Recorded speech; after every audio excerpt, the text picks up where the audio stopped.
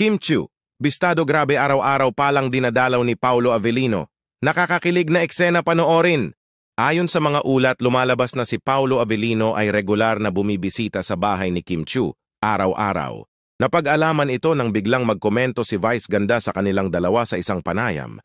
Ang pagbibigay ng pahayag ni Vice Ganda ay nagbigay ng pansin sa publiko hinggil sa kanilang relasyon na tila hindi na maitatago pa. Sa isang pagkakataon, habang ang media ay nakikipag-usap kay Vice Ganda, naisipan niyang batiin ang madla sa pamamagitan ng pagbibiro tungkol sa madalas na pagpunta ni Paulo Avellino sa bahay ni Kim. Videos and comment.